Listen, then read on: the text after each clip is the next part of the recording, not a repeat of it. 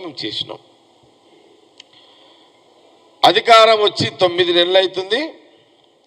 ఈ 9 నెలల్లో ఇప్పుడు అదేమో ప్రతిపక్ష పార్టీగా ఆ రోజు కాంగ్రెస్ పార్టీ సిఎల్పి చేసిన పోరాటాలు వివరణ ఇస్తున్నా.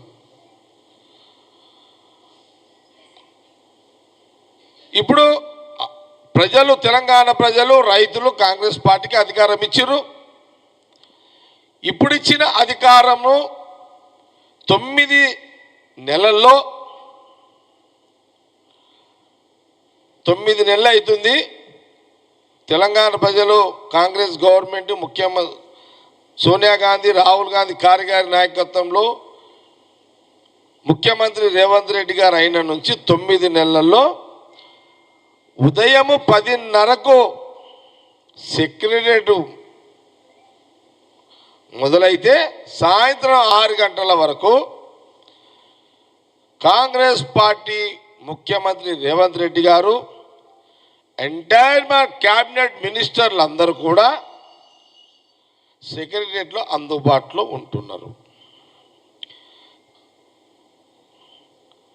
కాంగ్రెస్ పార్టీ తెలంగాణ ప్రజల పక్షాన మీరు మాట్లాడడానికి మేము చెప్పదలుచుకున్నది ఏంటంటే, మీరు 9.5 సంవత్సరాల్లో కేసీఆర్ గారు రికార్డు తీయండి. 9.5 సంవత్సరాల్లో కేసీఆర్ గారు ముఖ్యమంత్రి హోదాలో సెక్రటరియట్లో ఎన్ని రోజులు గడిపారు? ముఖ్యమంత్రి రేవంత్ రెడ్డి గారు ముఖ్యమంత్రి అయిన తర్వాత 9 నెలల్లో ఎన్ని రోజులు సెక్రటరియట్లో కూర్చున్నారు?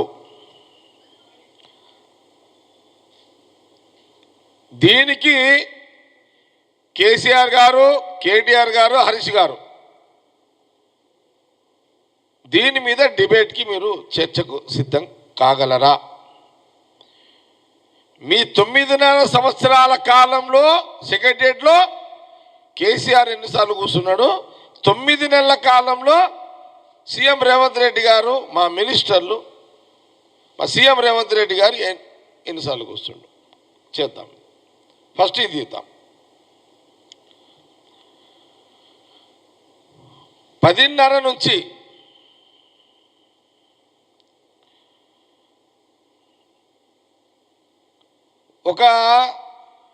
ఒక స్కూల్ స్టూడెంట్, ఒక కాలేజీ విద్యార్థి, ఒక స్కూల్ విద్యార్థి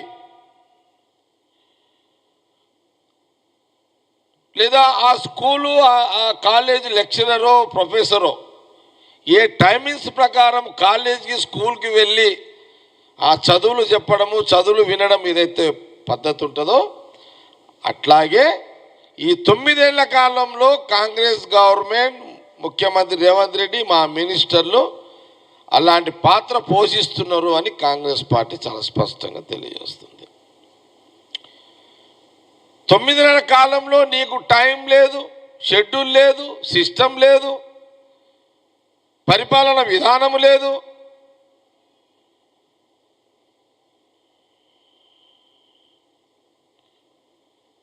అసలు సెక్రటరియట్కి కేసీఆర్ దారే లేదు. ఇది ఆనాటి బీఆర్ఎస్ పరిపాలన, ఈనాడు కాంగ్రెస్ పరిపాలన తేడా.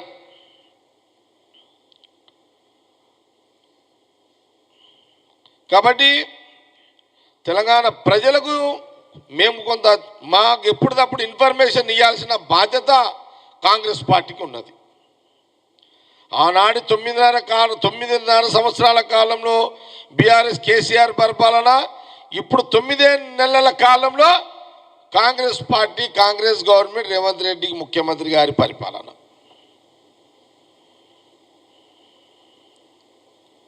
ఇక రైతు రుణమాఫీకి వద్దాం.